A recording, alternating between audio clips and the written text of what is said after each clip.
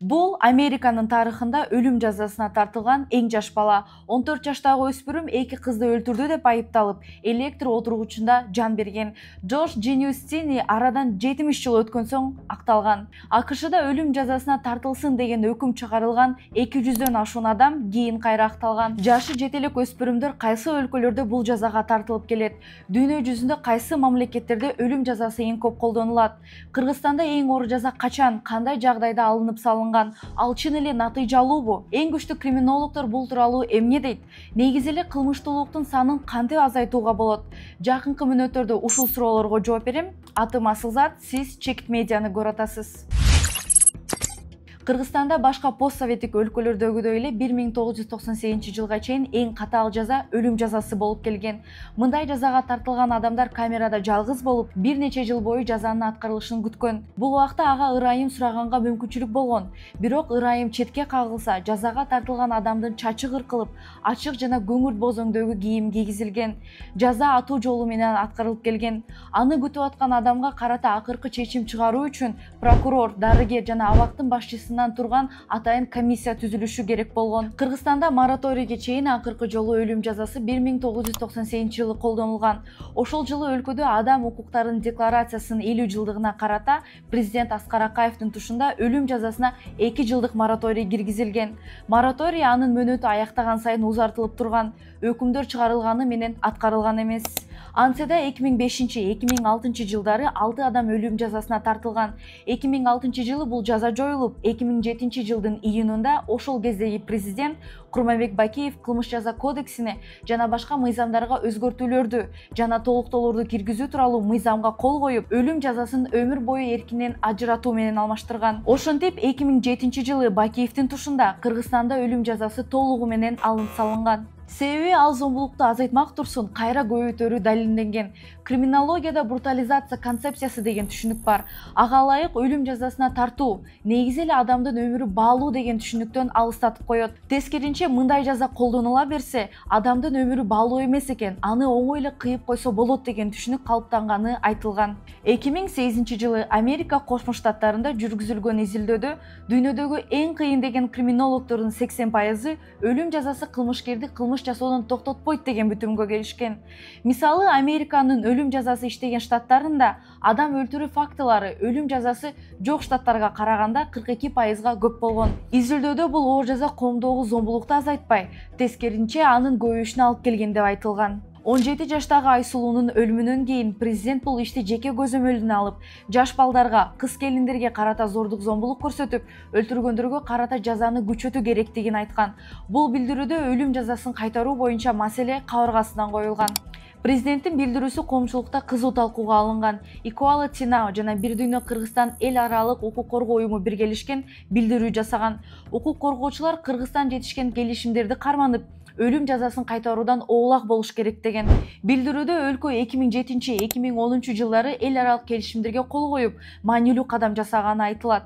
Мындан тышкары өлүм жазасын калыбына келтирүү Конституцияга жана өлкөнүн эл аралык милдеттенмелерине каршы келери белгиленген. Азыркы мезгилде ушу экономикалык жактан көп жакшы иштер болуп атат Кыргызстанда, аны дүйнө да көрүп атат. Бирок адамдардын укуктарын караганда ушул акыркы демирге өлүм жазасына кайта Кыргызстанды кайтарууга бул деген балта чабат да адам укуктарына. Анткени мына дүйнөдө ушул индикаторлорун карап көрсө, кандай өлүм жазасы колдонулуп атат дегенде, Северный Корея мисалы, экинчи жактан Кытай кошунада, Иранда керек болсо аялдарды ташбаранды кылып. Анткени мусулман өлкө болгондон кийин көбүнчө биздин жарандар Кыргызстанда аны жакшылап окуш керек. Анткени укуктар аябай таза болуш керек жана ар бир адамга жардам бериш керек гумандуулук жактан. Ошондо дагы айтылганда, эч качан мусулман адам бирөөнү жамандык жасабайт жана эч кимди өлтүрбөйт деп. Ошон үчүн биз айткыбыз келет,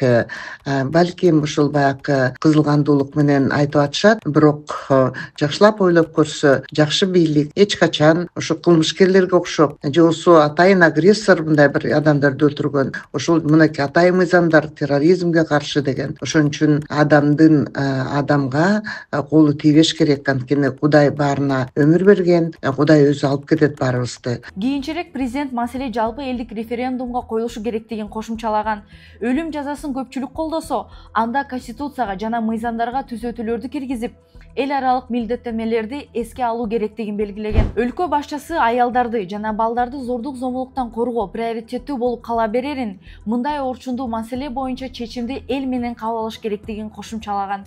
Курамында дүйнө жүзү боюнча 10 миллиондон ашуун мүчөсү бар эл аралык Amnesty International уюму адам укуктарынын маанилүүлүгүн даңазалап келет. Аталган уюм укугу бузулгандар тууралуу ачык айтып, бардык мамлекеттердеги коомдук саясий процесстерге көзөмөл жүргүзүп келет. Amnesty International өлүм жазасы адамдын жашоого болгон укугун бузат деп эсептейт. Мындан тышкары ар бир адам кыйноого же башка катаал, адамгерчиликсиз же кадыр-баркты басмырлаган мамилеге же жазага дуушар болбош керектигин айтат. Бул укуктар 1948-жылы Бириккен Улуттар уюму кабыл алган адам укуктарынын жалпы декларациясында бекитилген. Amnesty International өлүм жазасы эч убакта көйгөйдү чече албайт деп эсептейт. 18 жашка чыга элек жарандарды өлүм жазасына тартуу адам укуктары боюнча эл аралык мыйзамдарда тыюу салынган. Бирок ага карабай кээ бир өлкөлөрдө жашы жете электер өлүм жазасына тартылып келет.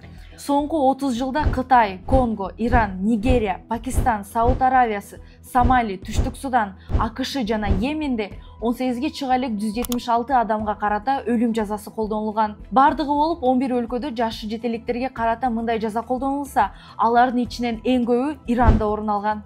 2024-жылы адамды эң оор жазага тартуу баш алуу, асуу, өлүм инъекциясы, атуу жана азот газы менен уландыруу аркылуу аткарылган. Былтыр өлүм жазасы эң көп Кытайда, Иранда, Сауд Аравиясында, Иракта жана Йеменде колдонулган. Дүйнө жүзү боюнча эң чоң көрсөткүч Кытайда. Бирок чыныгы масштабы мамлекеттик сыр деген жүйө менен ачык жарыяланбайт. 2024-жылы Amnesty International 15 өлкөдө өлүм жазасына тартылган 1518 учурду каттаган. Бул 2023-жылга салыштырмалуу 32%га көп болгон. Өлүм жазасына тартуу эмне үчүн кооптуу? Биринчиден, айрым учурда күнөөсүз адамдар бул жазага тартылып калган учурлар болгон. Алсак, АКШда 70-жылдардан бери өлүм жазасына тартылсын деген өкүм чыгарылган 200дөн ашуун адам кийин кайра акталган. Экинчиден, эң оор жаза кылмыштуулукту алдын алат деген кепилдик жок. Себеби көптөгөн изилдөөлөр кылмыштын санынын азайышына катуу жаза түрткү болгонун далилдеген эмес. Өмүр бою эркинен ажыратууга караганда өлүм жазасына тартуу натыйжалуу деген билдирүү тастыкталган эмес. Үчүнчүдөн, өлүм жазасы боюнча өкүм чыккан көп учурларда сот процесстери калыс жана адилеттүү өткөн эмес. Айыпталуучулар кылмышты кыйноодон улам моюндаганга мажбур болгон. Кээ бир өлкөлөрдө өлүм жазасы белгилүү бир кылмыштар үчүн милдеттүү жаза болуп саналат. Ал эмес, соттор өкүм чыгарганда кылмыштын жана айыпталуучунун жагдайларын эске албайт. Башкача айтканда, өлүм жазасы адилетсиз сот системасына колдонулбайт деген кепилдик жок. Төртүнчүдөн, системада тең салмактуулуктун жоктугу. Жаза айырылуу катмарларга карата көбүрөөк колдонулат. Себеби социалдык экономикалык абалы начарраак адамдар колунда бар адамдар сыяктуу юридикалык жардам ала албайт. Бешинчиден, жаза саясий курал катары колдонулган учурлар дагы бар. Алсак, Иран жана Сауд Аравиясында өлүм жазасы саясий оппоненттерге, каршылаштарга жана бийликтен башкача ой жүгүрткөндөргө каршы колдонулган. Анда кылмыштуулукту кантип азайтабыз? Психология, кылмыш жана мыйзам журналына жарыяланган изилдөөгө ылайык коомду алгач эмпатияны өнүктүрүү керек. Эмпатия бул башка адамдын сезимин, эмоциясын сезип билүү жөндөмү болуп саналат. Бул жөндөмдү өнүктүрүү коомдогу агрессивдүү жана антисоциалдык жүрүм-турумду азайтууга, мындан тышкары кылмышкерлердин рецидивине каршы күрөшүүгө жардам берет. Германияда эмпатиянын жогорулашына багытталган окутуулардын жыйынтыгы онлайн кодолоонун азайышына алып келген. Жыйынтыгында окутуудан өткөн жарандардын арасында агрессивдүү жүрүм-турум азайган. Кылмыштуулуктун азайышына коомдогу адилеттүүлүк, укук коргоо органдарынын так иштеши дагы түздөн-түз таасирин тийгизет. Милиция кызматкерлери шалаакылык кылган учурда сөзсүз түрдө жоопкерчиликке тартылуусу керек. Мындан тышкары, алар кызматын так аткарбагандыгы үчүн жумуштан алынса, бир нече убакыттан кийин кайра жетекчилик кызматка келбөөсү зарыл. Эң башкысы, милиция, прокуратура жана сот системасына коррупциялык тобокелдиктер минималдуу же такыр жок болушу керектиги айтылат. Адамдардын сот системасына, укук коргоо органдарына болгон ишеними чоң роль ойнойт.